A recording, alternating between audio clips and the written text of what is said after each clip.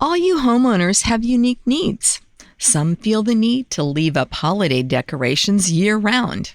Others have the need to use their garage as practice space for their new metal band. And because each homeowner has unique needs, Geico helps you get the right coverage for your home and what's in it. That way, you get exactly what's right for you, even if your needs are unique. Get more with Geico.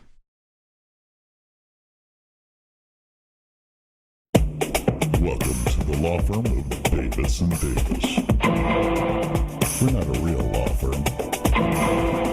Go ahead, grab a beer, a glass of wine, sit back and listen.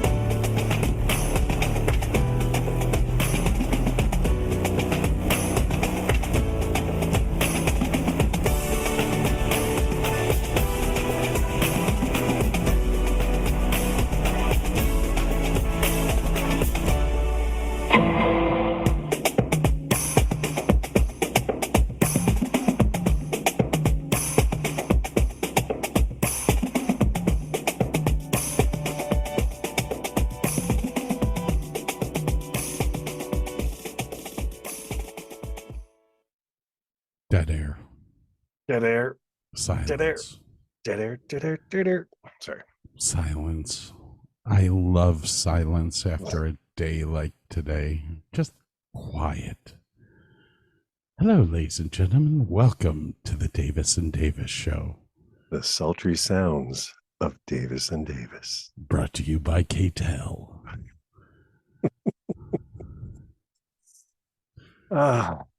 I was working late tonight. I was like, yeah, I am not going to be on time. So, how was your rough day? Before we get to that, so people know, the DavisandDavisShow.com is where you get your merchandise needs.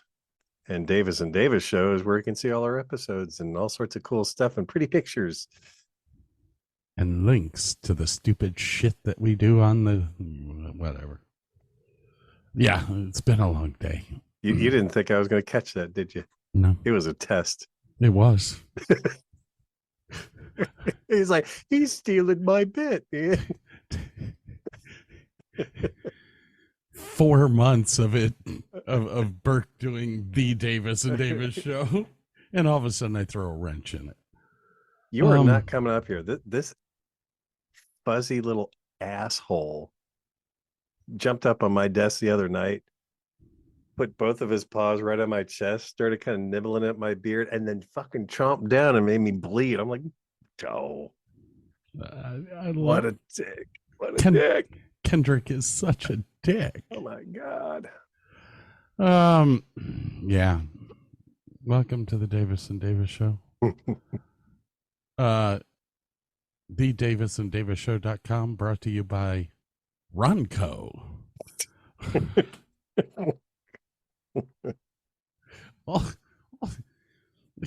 The old people don't listen to our podcast. Yeah. It's all the 20-year-olds. So they're going to be like, Ronco. So. Mighty shit. Taking mighty shit. Taking mighty shit.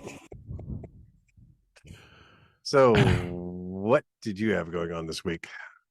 What the hell you say? Crap. Just crap. Been at work all day today. I'll be at work all day tomorrow. My schedule Thursday is 7 a.m. to close. Like 16-hour day. Do you get a day off? Friday. I'm going up to the casino. Because, all good things happen when you go up to the casino. Nothing bad can happen. Are we taking Jordan? Yes. When are they going to move into the same state together? They're both in Orlando right now. Oh, okay. Partaking in Disney World. Is that part of their post-nuptial bliss? They do this trip once a year. So okay. Their post-nuptial deal was a trip to like Myrtle Beach or something like that. Nothing really exciting, you ask me. Well, I mean, if there's nobody there and you got plenty of, that's probably fine. You don't want to be around people that much. So, although I went to Disney we went to Disney for our honeymoon. Come to think of it. Oh, really? Yeah. Yeah. My mom bought that present for us. Myself included with our entire audience really does not give a shit where you went for your honeymoon. I beg to differ. They all care. You know why? Because I'm a nice guy. That's why. You're a jerk. You're the Kendrick of the two of us. I'm a nice guy. I'm going to start calling you Kendrick from now on. Kendrick. Hey, Kendrick, shut the hell up. Oh, so one of my friends is going to meet us up in Put-in Bay for a night. Nice. Yes. Kind of looking forward to that. I have not seen her since high school. Oh, my. High school. Now, you got to remember to bring at least one foul weather jacket with you because it got cold up there. Yeah, it got cold and windy a couple times. You know what I mean? What? No, it's going to be sunny. The top will be down because once I put it down, it doesn't want to come back up. It's just a fabulous car. I told you I went and test drove a BMW the other day. Yes. Well, I test drove another one yesterday, but yeah, yesterday was the 4 Series convertible. Oh, dude, I just saw a Z4 on the road. I'm like, oh, that's pretty. Oh, this is not the Z4. This is the 4 Series. So it's a coupe with a really big grill in the front. Oh, look at that, man. My jowls shake now. I'm old. I'm going to say images. Oh, yeah, that's pretty. But it's not convertible. Oh, yeah, it is. Oh, they made it a convertible. Okay. Oh, there's a convertible. That thing, well, it's a soft top, which doesn't bother me because the soft top is actually cheaper to replace than the hard top. Yeah, easier to fix. Let's list off a few more things. Less parts. Thank you very much. But I went and test drove it, and that thing moves.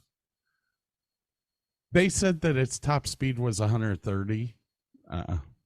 Well, they may have a limiter because even my last Civic, it was limited to 137, but it could have gone faster, but you would need some aerodynamics to account for anything above 137. So artificially limited. I didn't try that out. I don't know if it would do that or not. I knew that from reading. Yeah, it's a fabulous car. Fabulous. I was helping Bob and Mary clean up the boat on Sunday, so getting that ready for some sailing. The trimaran. Mm-hmm. And let me tell you, that has no room for you. No, there's room. I mean, you can sleep out on the nets if you want, if the weather's good. You said it's really small. As boats go, yes, but I mean, there's a V berth that 2 people can fit, and then the 2 kind of settee areas on either side will fit 1 person each. So yeah, there's room for 4. It's just cramped. It's very low ceiling, and Well, hey, it's a. Don't know if I've ever sent you a picture of that or not, but I've seen pictures of all the repairs, but I've never really seen a picture of the boat. Well, this is without the mast up. Maybe. Oh, there we go. There's a picture of the boat. This is, and I'll send you a picture of Alex, their son, who is sandblasting his Austin Healey Bug Eye. And he looks like a raccoon. It was kind of hilarious.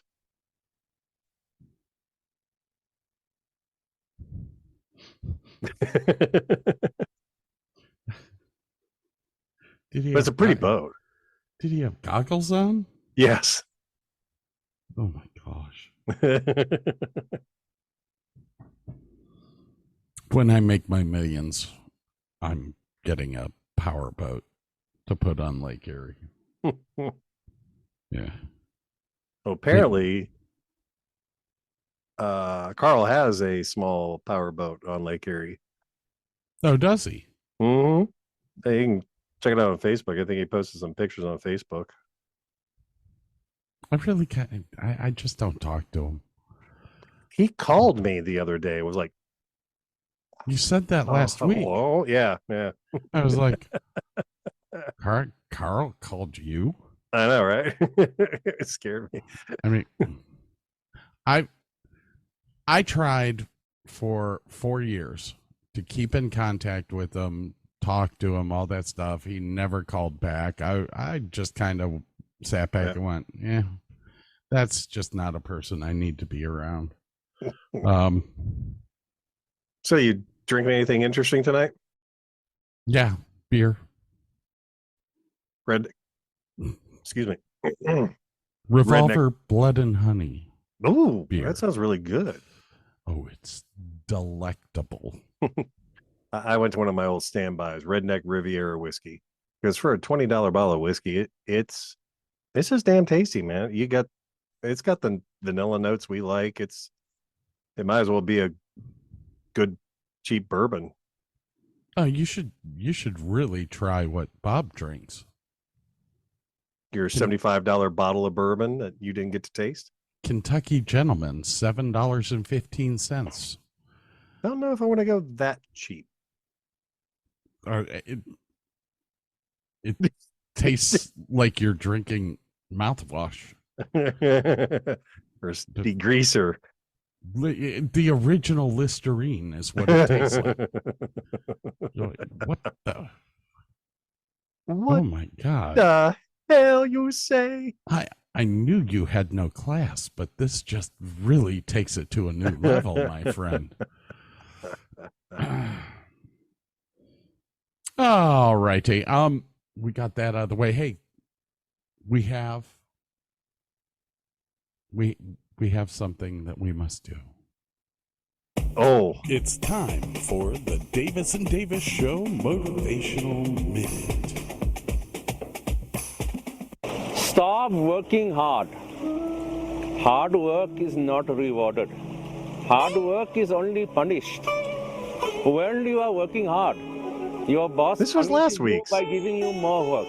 The harder you work, the more chance there is of being your company's bitch. Don't be your company's bitch.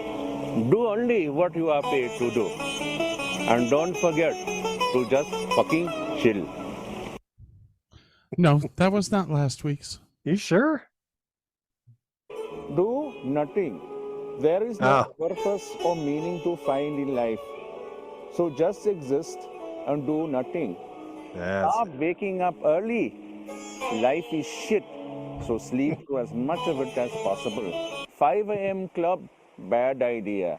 11 a.m. club, much better idea. Yeah, that was last week's. Okay. Very similar in their ideology. Well, Sing, which is the title that he goes by, is very knowledgeable in the work ethic of the man. So almost all of his stuff sounds alike unless he's telling you to wipe your ass. Oh, sorry, wash your ass. Take a mighty shit and be sure to wash your ass. Take a mighty shit. The hell? That's for white people. Oh, God. Wrong button. Oh, my. I think That's what she said. And the clock on the wall says it's 3:00 and time to boogie on out of here. Oh, wait. People, we have this whole show lined up for you today. And I don't even know if we're going to get to it. Burke's unprepared. Well, go figure. I just wanted to get more info, and I got stuff, but every week it's, oh, my bad. Oh, somebody goes, I'm not prepared. Yeah. Oh, my bad. We just trade off being going, oh, my bad. Oh, you mean these people were supposed to be born in Ohio? Oh, my bad. What about the one show where like all we used was the info that I put together because you had zero. Nothing. Nada. Nothing. Worked 70 hours that week. I was done. It's looking like I'm going to have another one of those weeks this week. Good thing we're ahead on the shows, because it might be a hot second before this gets edited. Yeah, you know what? I don't even think that one of our shows has. I don't think one of our shows with the motivational minute has come out yet. Oh no! I don't think we've even hit those yet. And man, if we keep cutting 2 shows out of one recording, we're going to have to do like another intro in the middle. Okay. I mean, that's like, it's not like pre-recorded or like. No, we just stop halfway through and record a new intro. Hey, what are you drinking? Crap. Oh, here's a motivational minute for you. Have a good day. Off we go. Sing. I might have to start paying him.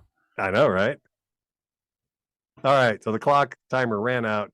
We need to get out of here. I don't know. We'll be right back, people. Let's go.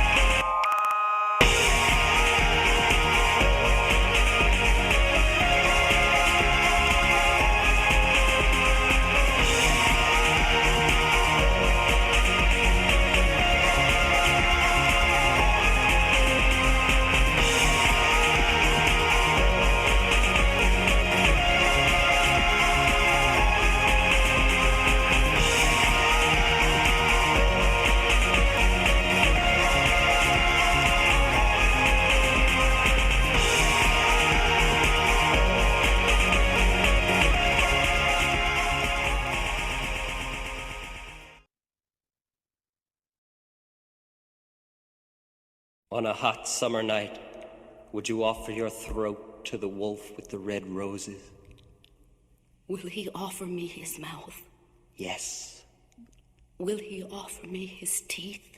Yes. Will he offer me his jaws? Yes. Will he offer me his hunger? Yes. Again, will he offer me his hunger? Yes. And will he starve without me? Yes. Then does he love me? Yes. Yes. On a hot summer night, would you offer your throat to the wolf with the red roses? Yes. I bet you say that to all the boys.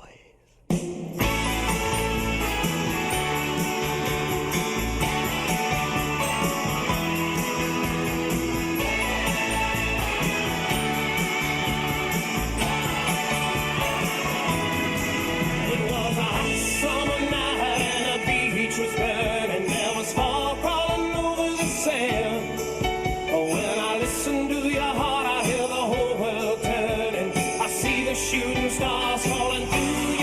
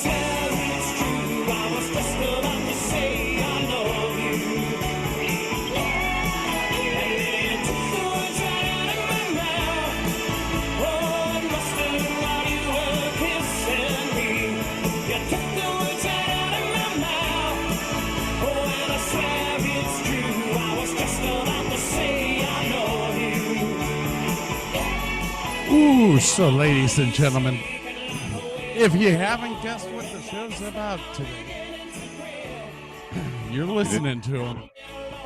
If you didn't look at the title of the show, this is not a recipe. It's all about Meatloaf. Mr. Marvin Lee Aday. Born in Dallas. Right here in Dallas. Which is actually, I had no clue. I really didn't know he was from Dallas. I didn't either until I started doing research, and then I was like, hold on. Yes, he was born here in Dallas, September 27th, 1947. Unfortunately, died a little too early for me. He was only 74 years old, died January 20th, 2022 in Nashville, Tennessee. Unfortunately, he was working on doing another album when he passed away. Yeah. Unfortunately, COVID took another great. Should have gotten vaccinated. Did you just bring politics into this? Lawrence, for shame. What the hell you say? I will send you to Jesus. Oh, Lord. Apparently it did. Well, no, he was big on the vaccine, wasn't he? No, he was very anti. Oh, wait, he was the anti-vaxxer. That's right. Well. Oh, well. There you go. That's all I got to say about that. As I said to Burke in the break, I got vaxxed, got boosted, and got COVID 4 times afterwards. So I got the second shot. It had worn off, and that's when I got it the first time. So somehow I made it through like 2 years of dealing with the public every day in close proximity, and it's like started to work at a golf course, and I got it twice there. The first time, we'll get back to Meatloaf, but the first time I got COVID was January 22nd of 2020. They knew that there was a disease in China. I flew out of the international terminal, which was full of Chinese people in LA, coming back from the NAMM show, and they were talking about this thing. Oh, it's not in America yet. It's not in America yet. And I was laid up for like 4 days. Couldn't smell, couldn't taste, that was like the worst one that I got. And then lo and behold, I went to work at a golf course where you shake people's hands all day long. Hey, how's it going? Did you get a birdie? Oh, great. Hey, let me shake your hand. Hey. Would you like a moist towel?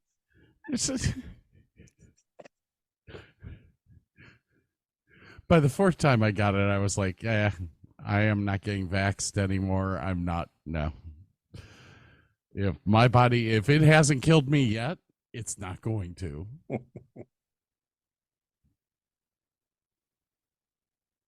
I forgot to give the weight gain or weight loss update. Oh? 218. God damn. 218. Mine's much slower.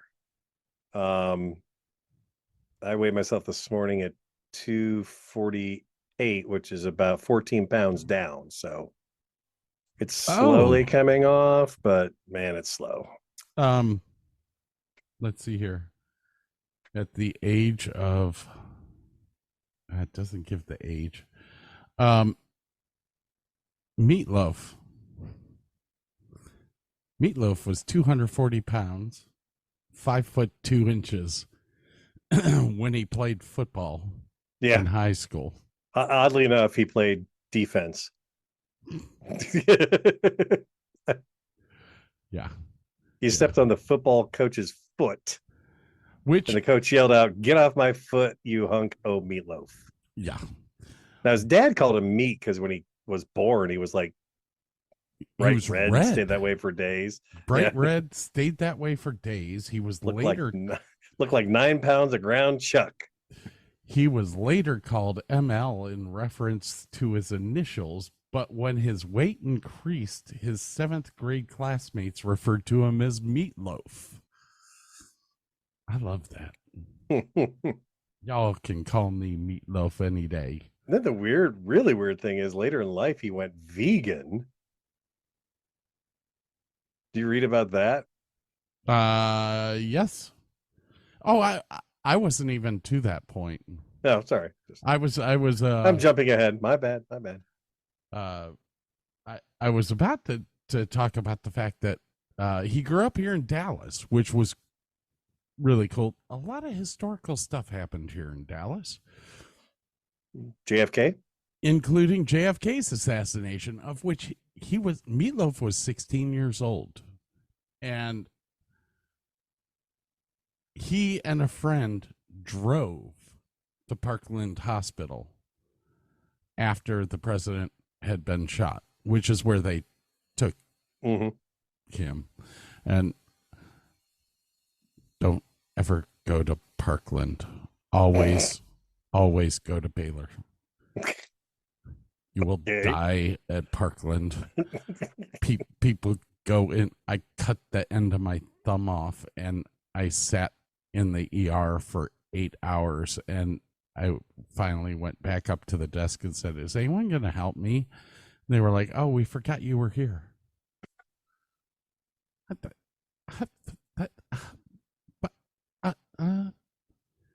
And then the doc looked at me and said, "Well, it's already coagulated. There's nothing I can do. I can't reattach it."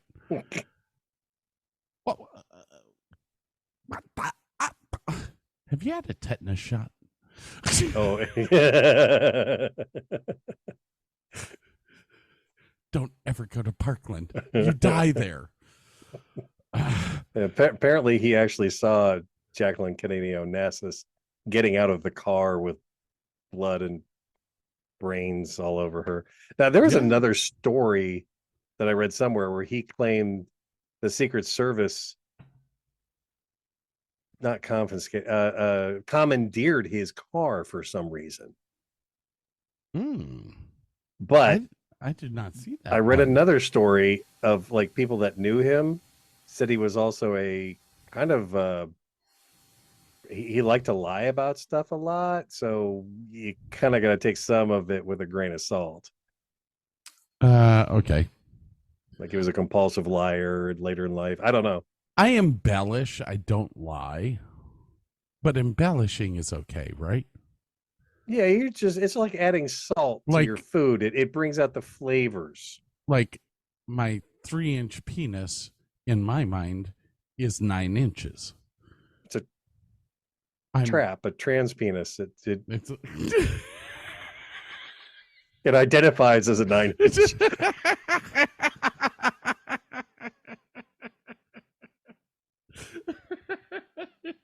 Oh my God.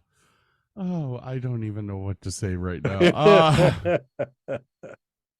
His early life was kind of bad. His father was an alcoholic. Yes, his dad was a bad alcoholic. And then in 1967, when he was 19, his mother died from cancer. And right after that, his father accused him of having girls in his room and like attacked him with a meat cleaver. And I was watching one interview and he was like, "I was fighting for my life." I mean, he was a 300-pound football player. But he didn't have a knife. But he tussled with his old man, got the hell out of there. Apparently, like hung out in a hotel or a buddy's house for a couple of months. One of his friends finally found him. He did get some inheritance from his mom's death, and he used that. Oh, here we go. Used the inheritance he received to rent an apartment in Dallas, isolated himself for 3.5 months until a friend found him. Short time later, they went right to the airport, caught the next flight to LA. And then the thing after that was he intentionally gained 60 extra pounds to fail his physical examination for the Vietnam War draft. Yes. Yeah, we're gonna step backwards a little bit. Talk about his father. His father was a World War II veteran. Yep. Who, while in the war, was injured by a mortar shell and still had fragments of that mortar shell in his legs. Which meant he was probably in pain all the time. Yeah. Well, hence the PTSD from a war is pretty intense. The PTSD from being in the military is intense. I still to this day can sleep anywhere, but the slightest noise and I'm like, okay, what do I need to do? Who do I need to hurt? Which is why I sleep on a couch. It's just you want to easier. Start in the middle of the night and hate your old lady. Yeah. Meatloaf and his mother, while he was a teenager, used to have to go touring all the bars just trying to find his father. Yeah, I remember that story. Yep. In 1967, Meatloaf's mother died of cancer, and this was when his father barely missed when trying to stab him with a knife. Yep. He did graduate from Thomas Jefferson High School, which is still here. Oh, really? Yes. He was in drama club. Yeah. Yeah, he had a weird like wasn't he was into jazz? Is that what I read? Yeah. Well, he starred in Where's Charlie and The Music Man while he was in high school. He then attended Lubbock Christian College and transferred to North Texas State, which is UNT in Denton. Denton, rah, rah, rah. Siskumba. Which is where Jordan and I got into our car accident.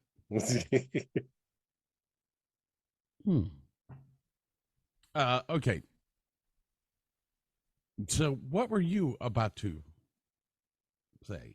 I cut you off. I'm sorry. No. We're kind of on the same thing right here. Now I get it. I don't have much.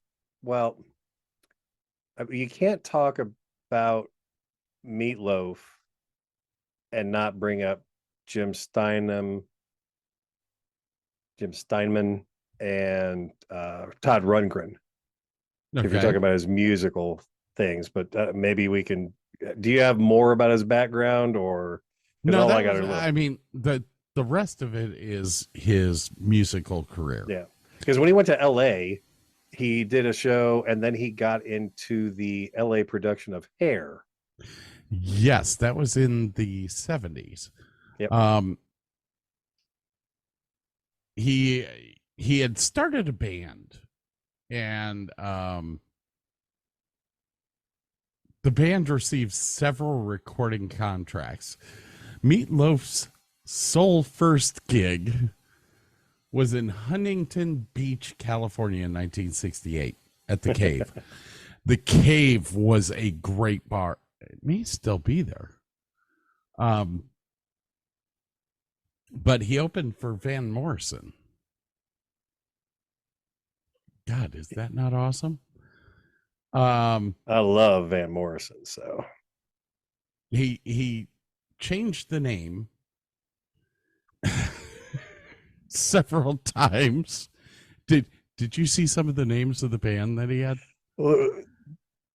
Yes, but I can't remember them at this point.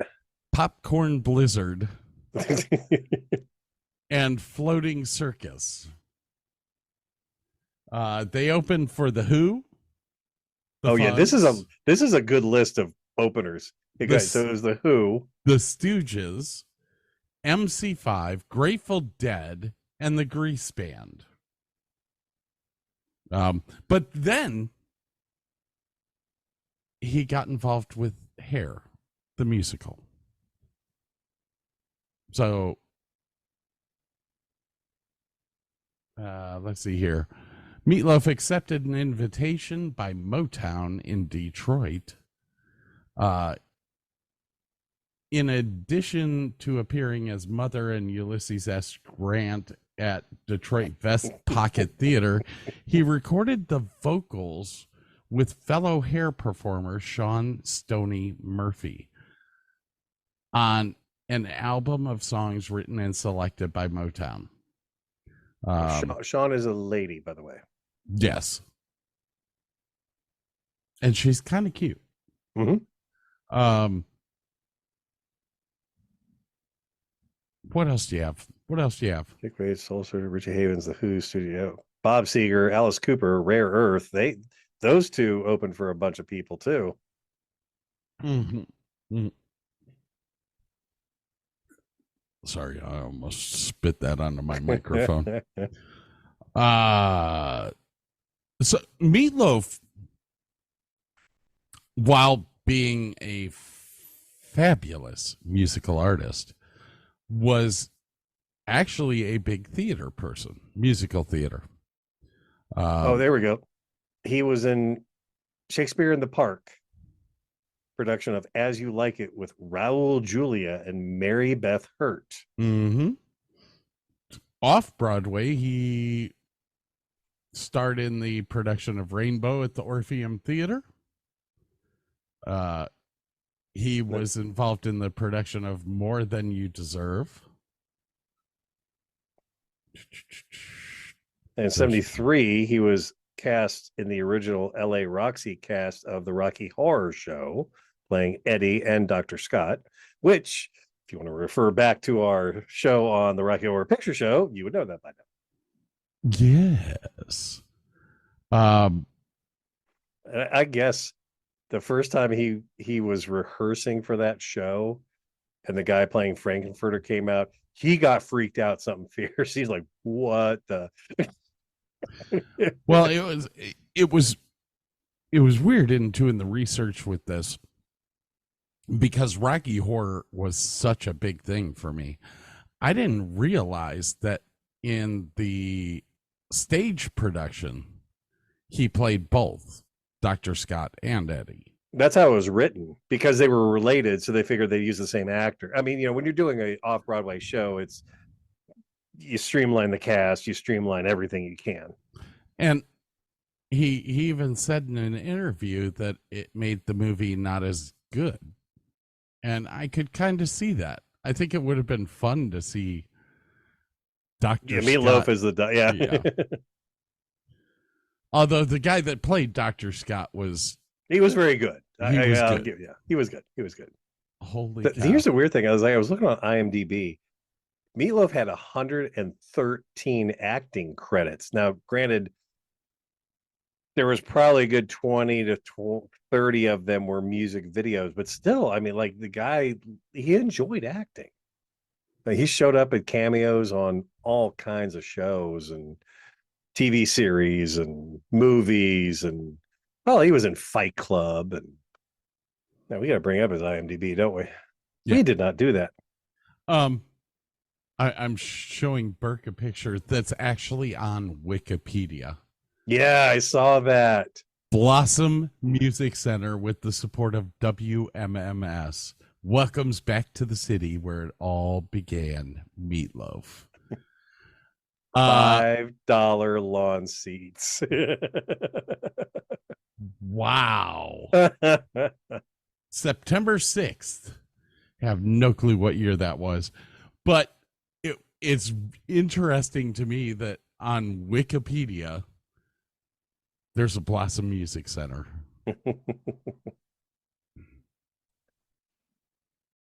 All you homeowners have unique needs. Some feel the need to paint their door a vibrant shade of blue.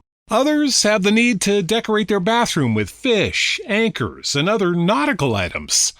And because each homeowner has unique needs, Geico helps you get the right coverage for your home and what's in it. That way, you get exactly what's right for you, even if your needs are unique. Get more with Geico. Let us see. So my God, his acting career started in 1962. He was an uncredited boy in the stands in State Fair. Rocky Horror was his next one. You got music video, Americathon. I have no idea what the hell that is. In a movie called Scavenger Hunt, he played a character named Scum. Roadie. Music video.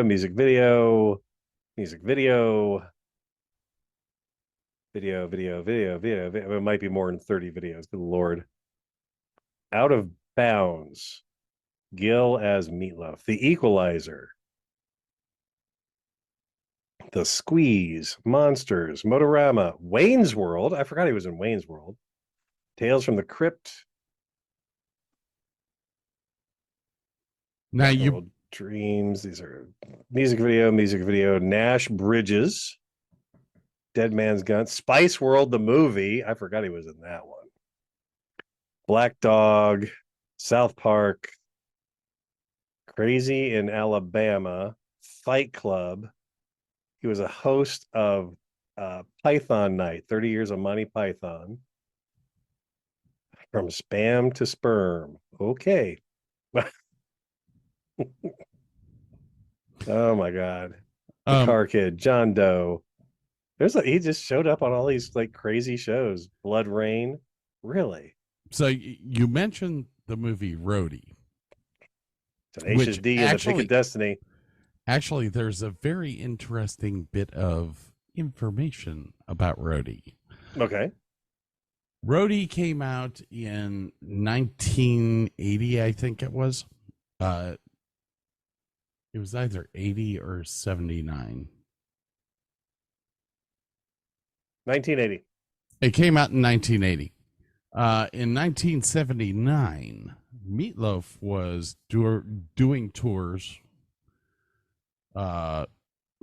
singing heavily into drugs, and he actually lost his vocals.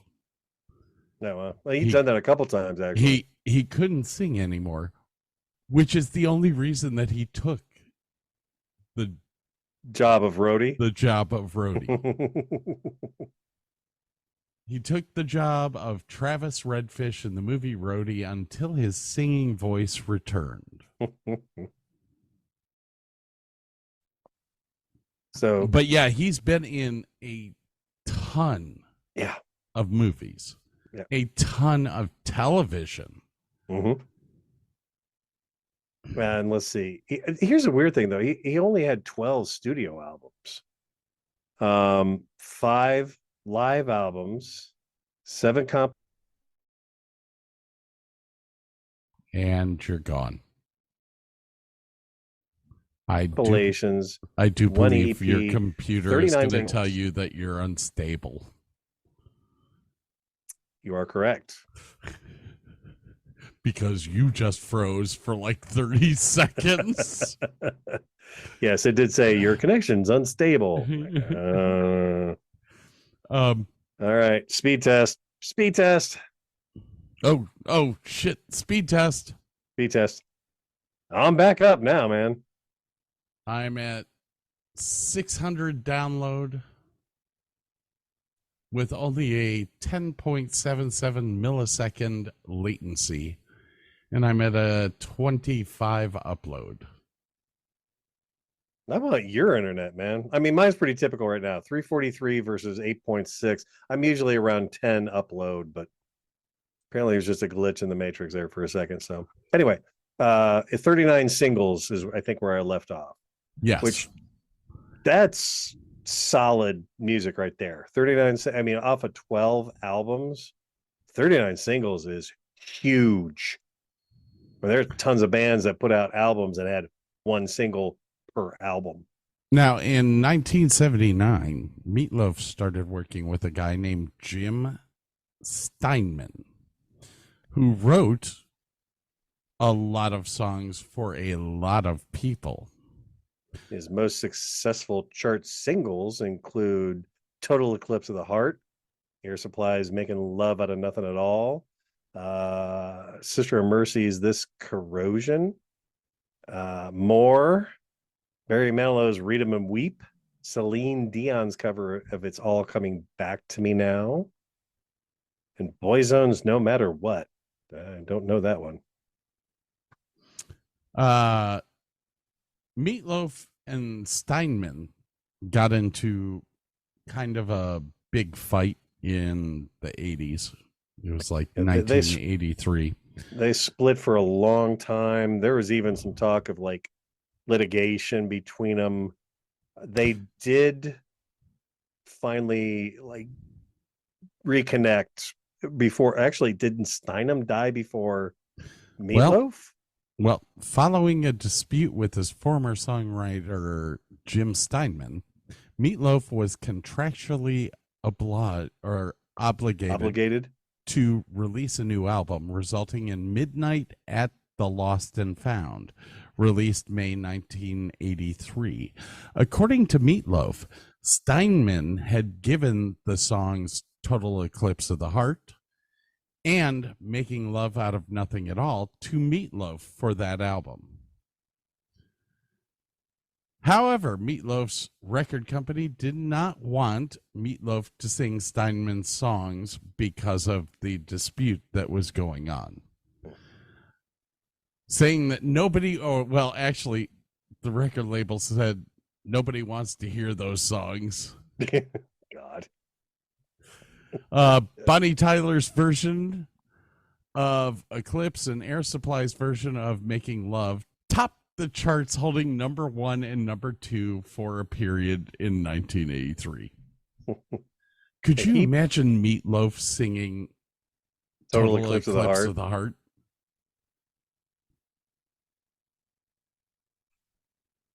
Yeah, actually. It takes a hot second to like your brain to process it, but I really wish the audience could have seen your face while I asked the question, and he's like, yeah, I can. Yeah. What the hell you say? Yeah. I mean, he always threw everything into every song. I mean, Total Eclipse would have been a lot more rock, and it would have been good.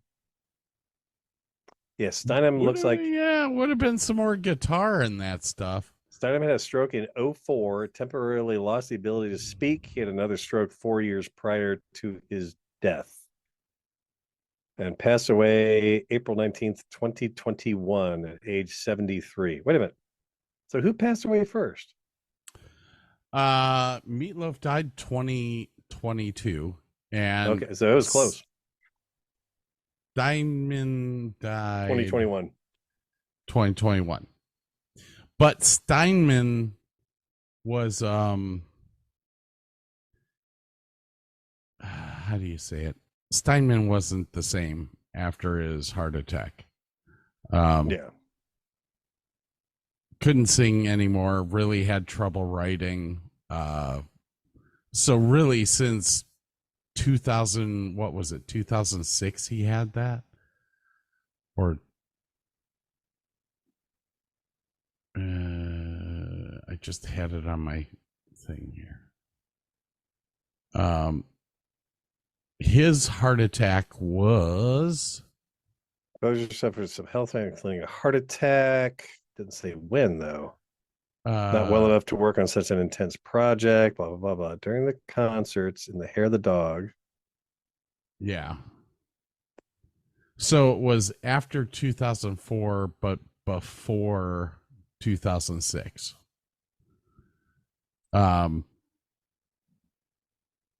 Steinman was kind of a dick. Well, they both had issues. Well, Steinman registered the phrase "bat out of hell" as that was the lawsuit. That's right. And he trademarked that in 1995, and freaking Meatloaf had to pay him a shit ton of money or change the name of his album that had been out since 1977. Yeah, but it's a phrase. It's like light as air. It's like copywriting the phrase "light as air," or it's like it's a phrase.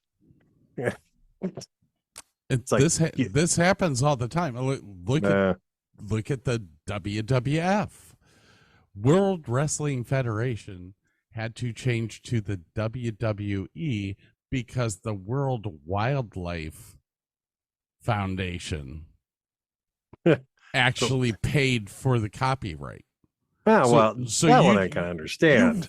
You just forced a multi-billion-dollar company to not only change its branding, change its name, change everything, just because you threw a freaking copyright on something.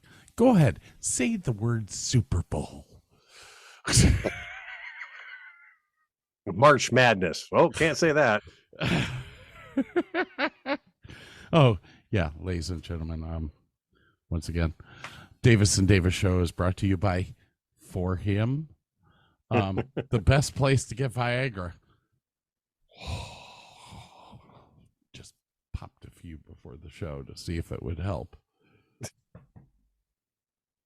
All right. Bat Out of Hell. I guess we got to talk about Bat Out of Hell. Oh, that, and I've seen a couple of like behind the music and videos. Actually, I was just watching a video of Todd Rundgren, Meatloaf, and Steinman talking about some of the tracks. It's only a minute 52 segment. Like originally Bat Out of Hell, like the vocals were done like the Eagles, because the Eagles were big back then. But I mean, honestly, like, if it wasn't for Todd Rundgren, because Todd Rundgren basically, they couldn't get this thing produced. Nobody wanted to produce this album. But Rundgren heard this stuff and was like, no, this is gonna be good. And he basically Todd Rundgren and Utopia is the entire background group for Bat Out of Hell. Yeah. They got some more people in for vocals, obviously. Ellen Foley. I love talking about the fact that Ellen Foley was on the first year of Night Court as the defense attorney. And because she couldn't wait around. From the time that they put the album down on tape to actually having it released and then subsequently set up a tour for it was like a couple of years. And she couldn't wait around. She was broke, and so she needed to work. So she started doing Night Court because of that. And that's why Carla DeVita, who was married to Robbie Benson, is the one you see in the videos and the one that toured with them. Okay. So before we go any further, we have to talk about Steve Popovich. Steve Popovich was the founder and owner of Cleveland International Records. Oh God, that's right. Based another out of Cleveland, Willoughby, Ohio. Yeah, another Cleveland connection. I forgot about that. He was born July 6, 1942, died in June 8th, 2011. He launched and guided the careers of many favorite artists through his work with the CBS label family, including the Jacksons, Michael Stanley, Cheap Trick, Bruce Springsteen, Southside Johnny and the Asbury Jukes, Bob Dylan, and Meatloaf. Now, here we go. He was founder and president of the Cleveland International Records from 1977 to 1982, whose biggest success was Meatloaf's Bat Out of Hell. Oh, yeah. So Bat Out of Hell is Cleveland. They recorded it in Cleveland, in Willoughby, to be precise. He was, which sold 45 million records. Bat Out of Hell has sold 45 million records worldwide at one time. And still continues to sell out. They're up in the, it's like the thing stayed on the charts for like 9 years. There are very few albums that have the lasting power and the total sales of this album. One of their the label also had international success with Jim Steinman's solo career, solo album Bad for Good, and Ellen Foley's Night Out. The company's first single was in 1977, featuring Say Goodbye to Hollywood by Ronnie Spector and the E Street Band. Oh my gosh. You're all excited now. Yes. Steve Popovich, man. Just a Cleveland icon. An icon in the music business. Heard his name forever. He dealt with Columbia Records. He dealt with Epic. Just an all-around good guy. Kind of like, oh, come on. The concert promoters in Cleveland. Belkin. The Belkin brothers.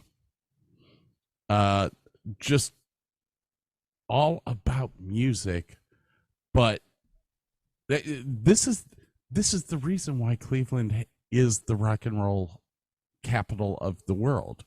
People like Jules Belkin and Steve Popovich. I mean, they made Bruce Springsteen what he is right now. They made Meatloaf what Meatloaf was. All right, I'm comparing Bruce Springsteen to Meatloaf. And I know you hate Bruce Springsteen. No. I don't hate Bruce Springsteen. I don't enjoy listening to his voice. There's a difference. His music is fantastic. Well, here's another piece of information that you probably didn't know. Max Weinberg, the drummer for Bruce Springsteen, used to drum for Meatloaf. Nice. I never realized, I'm reading through this stuff. In 76, Meatloaf recorded lead vocals for Ted Nugent's album Free for All. I did not know that. All right. We're going to have to take a quick break here. I'm starting to bounce in my chair, and I can only rub it so long before it starts leaking. There are pills for that. All right, ladies and gentlemen, we'll be right back. Talk to you soon.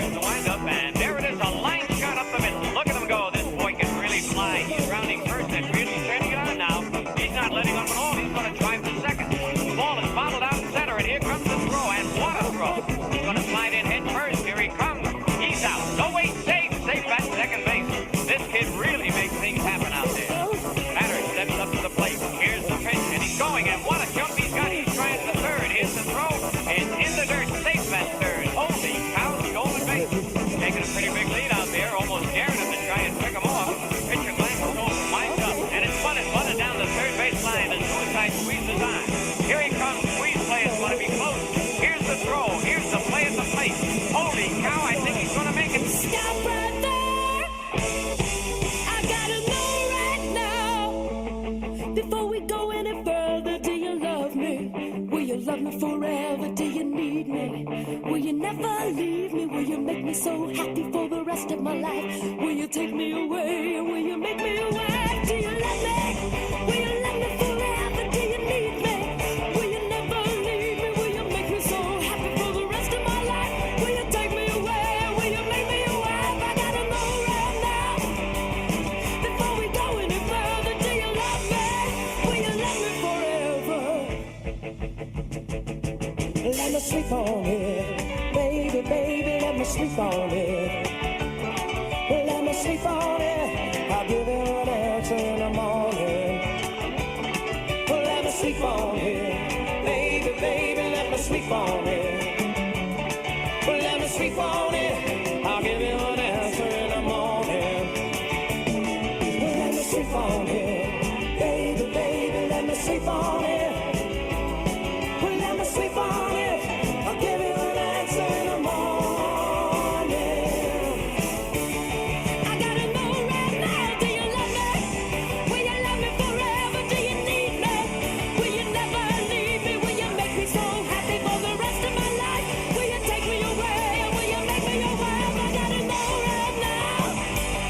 Before we go any further, do you love me? Will you love me forever? What's it gonna be, boy? Come on. I can wait all night. What's it gonna be, boy? Yes or no? What's it gonna be, boy? Yes or no? Let me sleep on it. Baby, baby, let me sleep on it. Well, let me sleep on it. I'll give you an answer in the morning. I gotta know right now. Let me sleep on it. Will you let me forever? Let me sleep on it. Will you never leave me? Let me sleep on it. I'll give you an answer. Will you take me away? I'll tell you in the morning. Right now.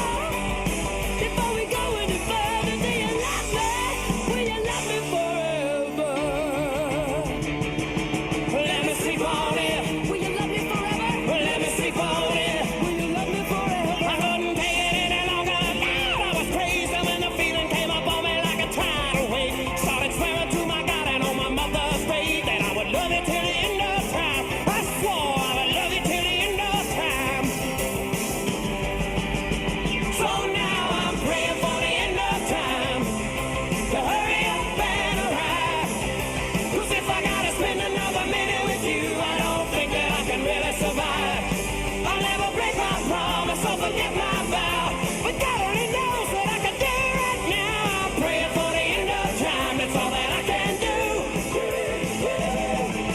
Praying for the end of time so I can end my time with you.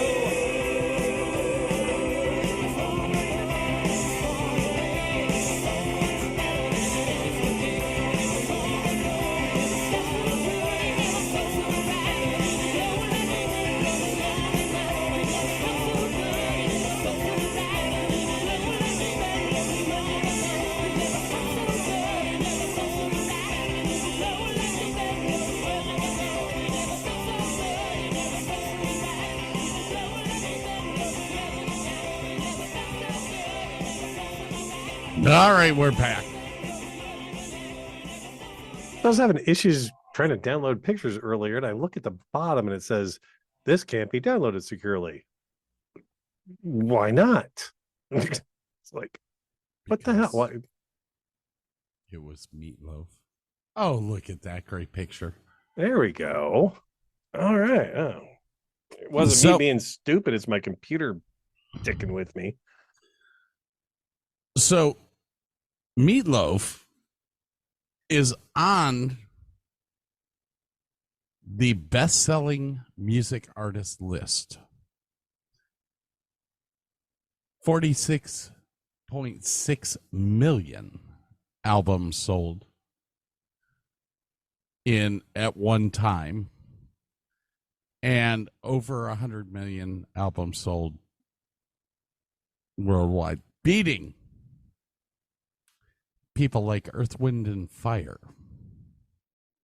Cher, Def Leppard, David Bowie, Genesis, Stevie Wonder, Tina Turner, Olivia Newton-John, the Beach Boys.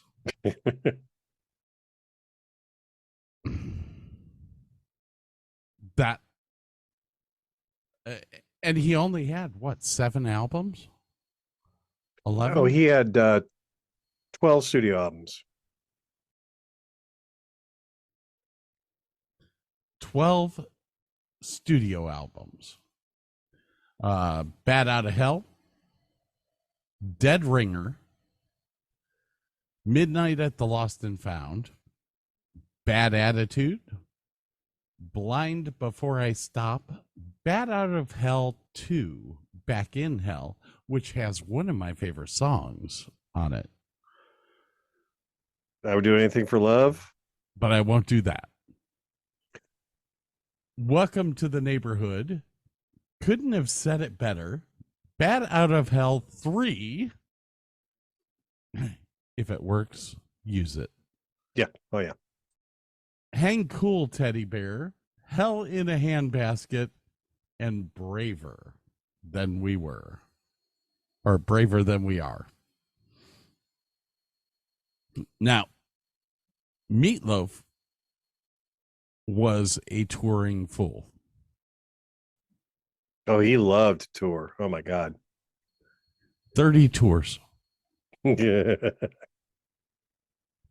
tours. Guys, a tour lasts about a year, maybe a year and a half. Like the Bat Out of Hell tour was 2 years. 30 years. Think about 30 year plus. Yeah. That's crazy. That means the man toured from age 20 until probably 60. And it was kind of cool. Like when he started his comeback solo late in his career, like he was doing dive bars, which just kills me. It's like I would have killed to have seen Meatloaf in 100, like a place that seats 100 people or something like that. I was just reading in here about Meatloaf and Steinem. They formed a band called Neverland Express to tour in support of Bat Out of Hell. Their first gig was opening for Cheap Trick in Chicago. And then they gained national exposure as a musical guest on Saturday Night Live on March 25th, 1978. Although he did jump off the stage in Ottawa, Ontario, breaking his leg, but he finished the tour performing in a wheelchair. Okay, so one of my little details that I do have written down is he would, especially on that first tour, the Bat Out of Hell, they would have O2 tanks backstage, because we're talking about 300 pounds of 5'2" guy giving it his all. And he would come off stage and collapse, and they put an O2 mask on him. And like the band members would like walk over top of him and go, "Hey, good show, Meat. Good show. Good show." So I guess when I was watching a bit with Chasm Sultan, who's the bass player for Todd Rundgren, the first time he toured with Meatloaf, he's freaking out, going, do we need to call a hospital? Do we need to call an EMS? No. He does this all the time. Don't worry about it. Yeah, good show, Meat. And they just keep walking over and walking off stage. It's just like, God damn. Now, you talked about him falling off stage. He's done that more than once.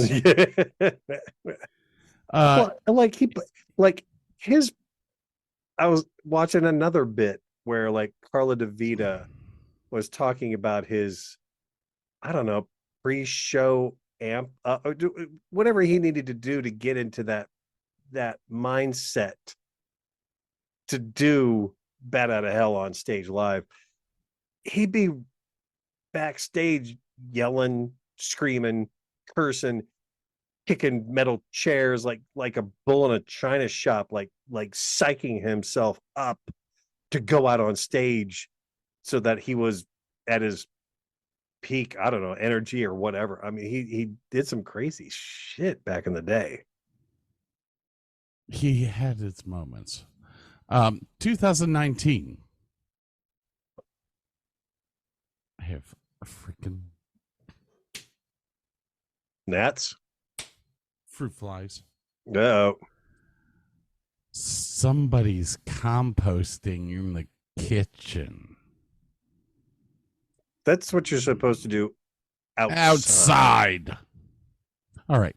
In 2019, at the Texas Frightmare weekend held at the Hyatt Regency DFW Hotel, Meatloaf fell off an interview stage and broke his clavicle.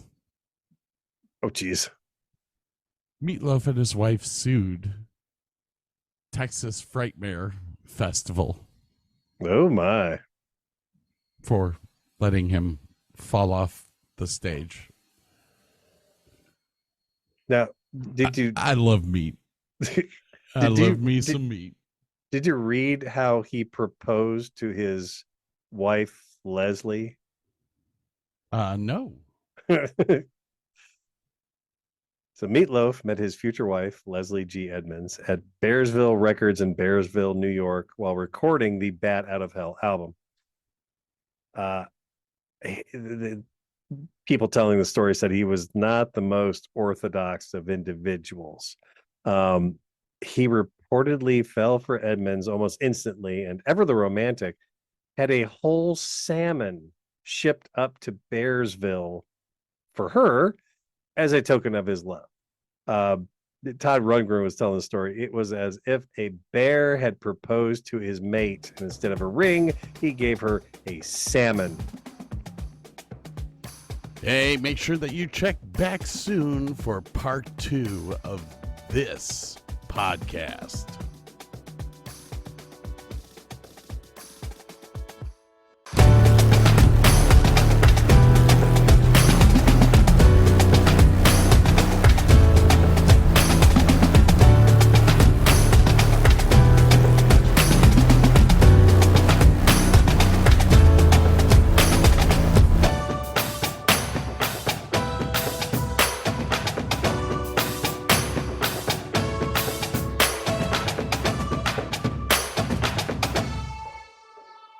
Taxes was feeling so stuck.